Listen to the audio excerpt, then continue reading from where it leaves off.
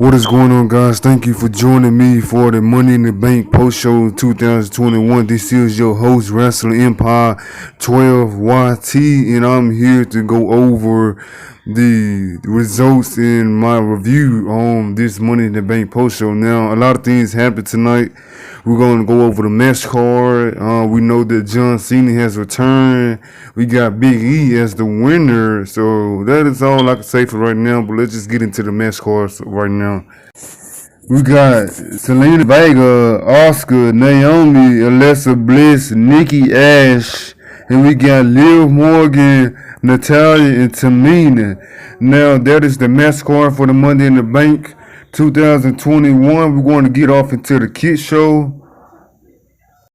Okay, we got the almighty WWE champion defending his WWE champion against Kofi Kingston. We got AJ Styles almost defending their Raw's Tag Team champion against the Viking Raiders. We got Charlotte Flair and Rhea Ripley battling for the Raw's Women's Champion. Then we got the Tribal Chief, the head of the table, Roman Reigns versus Edge for the Universal Champion. And on the kickoff show, we got Rey Mysterio, Dominic Mysterio going against the Usos for the SmackDown Tag Team titles. And then we got the men's and the women's 8-man ladder match. We got Kevin Owens, Drew McIntyre, Matt Riddle, Ricochet, John Morrison, Big E, Shinsuke Nakamura, and Seth Rollins in the 8-man ladder match. And for the women's ladder match, 8 women's ladder match, we got we got Rey Mysterio and Dominic going against Jimmy Uso and Jey Uso as the Usos. Now, I'm just gonna say I didn't really see much of it, but I saw that Rey Mysterio was finna hit the 619 on Jimmy Uso. Well, he was finna hit the 619 on Jey Uso. Jimmy Uso came in and took the bullet. And then that's when Jey Uso went for the roll-up pin, and Jimmy used his leg. Jimmy hit Dominic off the ropes, and then Rey tried to attack. Then Jimmy went up for a roll-up pin, and Jey used his feet to help keep the pin on. They are the new SmackDown Tag Team Champion. And then that's when they went backstage and they acknowledged Roman Reigns whatsoever. I really didn't see much, so I can't really say much about the match. Honestly, I just wish they would have had. I just think that Rey Mysterio and Dominic lost the Tag Team Champions too soon. I was really rooting for Chad Gable and Otis to win the SmackDown Tag Team Champions, but they want the Usos to get the belt early. I thought they should at least won at SummerSlam or waited a little bit because of the situation going on. But I'm not going to say much about it because I don't know what he's going through. I'm not going to be so quick to judge him. But congratulations to the Usos. They are now a 7-time Tag Team Champion. So congratulations again to them. Let's head on to the second match. We have AJ Styles we got the women's 8-woman ladder match headed into this. Now this ladder match, I didn't really see much of it. It was kind of sloppy. We got to the ending with Nikki or Alexa Bliss. Well, in the beginning, Alexa Bliss. Everybody else went out the ring to get the ladder. Alexa Bliss, she's skipping around, and then she looked at the Money in the Bank briefcase. She raised her hands up as she was finna use her magic to get it, but Oscar did a bad German suplex on her, so that was that. And then we get to the end, everybody's on the ladder fighting, trying to get the briefcase, and that's when Nikki Ash, she just took her sweet time, slowly walked over to the ladder and got the briefcase, and she was the one Mrs. Money in the Bank. So that was that. It made everybody look like an idiot. They could have grabbed her, but they didn't. So Nikki Ash is your woman's Money in the Bank 2021 Miss Money in the Bank. Now we get to AJ Styles and Almonds defending their Tag Team Champion against the Viking Raiders. Now, this was a good tag team match. It was a fun tag team match. I'm only going to say certain pence. This is when AJ Styles through Eric. He throat thrust him and then drop kicked him outside the ring. Almost was asking to be tapped in. That's when Styles went to go take Alvera off the ropes and then tag Almost. Then that's when he went to go for a springboard dive. Almost threw AJ Styles over to Eric, and AJ Styles went in for a hurricane. Went for a hurricane and then gets back in the ring. Styles goes for and then basically what happened was almost he did a gorilla press on Oliver. The crowd was going over it. AJ Styles was going for a phenomenal forearm. They counted it. They went for the Viking experience, but then almost threw Eric over to break up the pinfall, and then that's when almost went for the two-handed choke slam for the 3 count, and they are still your tag team champions. Now, I thought that was a fun match. It was good. Everything was going the way it was supposed to, so that was a fun match. Now, we got to realize who are next for AJ Styles Almost. We got Randy Orton and Matt Riddle. This is my pick for the next contenders for them championships. Now, we head on to Charlie Flair and Rhea Ripley. Now, this match, I don't really have much to say about it. I wasn't really interested in the match. There was the crowd was chanting, "We want Becky." Charlie Flair got mad, flips them off. Peacock tries to blacken it out, but she still had her finger up in the air by the time they put the screen back on. And then eventually they took off. The crowd started getting into it, and then at the end, Charlie Flair puts Rhea Ripley's knee and leg into the ring post in between the stairs and started stepping on the stairs and went for the figure 8 leg lock and then submits Rhea Ripley. She is now the Raw's Women's Champion. We all know this is up for Becky Lynch to come back and take it for her, but I really don't have much to say about this. This was an okay match, but it wasn't really interesting to me. We get to Bobby Lashley versus Kofi Kingston for the WWE Championship. Now, this went over 9 minutes or 10 minutes, I believe. This was perfect executed.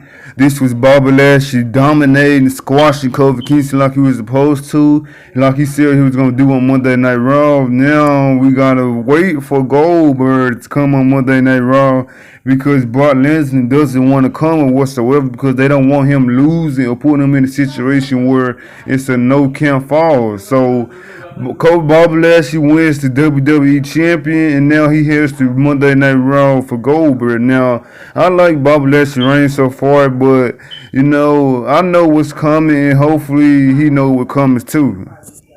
Okay, we get to the men's Money in the Bank ladder match. Now, I'm not gonna really say much about this.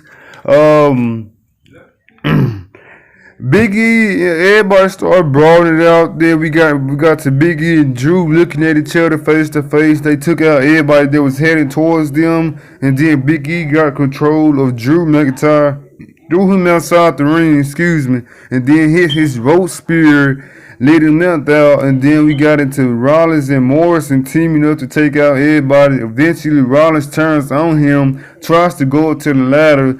Big E, Ricochet, and Shinsuke starts to jump on him, and then all of a sudden Matt Riddle with the RKO pumping up the crowd, and then that's when they started brawling again. We get to Drew hitting the springboard on everyone outside the ring. Rollins gets in, Drew claymores him, goes to the ladder, but Jinder Mahal and his goons take out Drew McIntyre,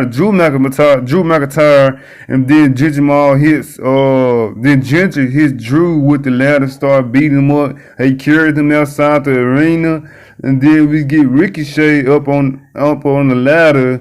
Then Matt Riddle tips the ladder over into the people. Ricochet instead, he does a front flip dive onto everybody outside the ring. Riddle looking all confused. Then Riddle and Ricochet are back on the ladder fighting, and then eventually Kevin Owens comes in and starts to stun everybody. Get up the ladder, gets back down, stunners, get up the ladder, gets back down, and then that's when Big E hits the that's when Rollins came in and powerbomb Owens outside the ladder onto the ring, to the outside the arena, to the ladder that's got set up, and then that's when Big E came in, He takes out Seth Rollins, and that's when Big E hits the big ending on Seth Rollins off the ladder and grabs the briefcase, and he is your 2021 Mr. Money in the Bank. Now, we got two options now. I know he's not going to go after Roman. He's going to go to Monday Night Raw and get Bobby Lashley for what he did, and hopefully that's the case because we do not need Goldberg showing up and taking Lashley's championship. I'd rather have Big E take the championship and so he can finally have his moment. So we get to the main event. Roman Reigns, the Universal Champion, versus Edge, the Rated R Superstar, for the Universal Champion. Now, this match wasn't really, in my opinion, it was just a good pro wrestling match, but it wasn't what I really expected. Now we got Roman and Edge trying to out-wrestle each other. We got the chant saying we want, let's go Edge, let's go Roman. But let's just get up into the match. Roman Reigns, he does the outside drop kick on Edge, and then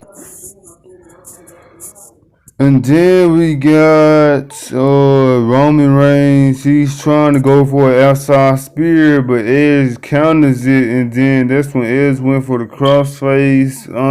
But eventually he didn't go for it. Roman Reigns got the rope break, and then that's when Roman Reigns hit the guillotine choke on him, but Edge rose both of them outside the ring. Like I said, Roman tries to go for the spear outside the ring. Edge dodges. Edge gets back in the ring. He hit a big spear on Roman Reigns through the barricade, carries him back in the ring for a close 2 count.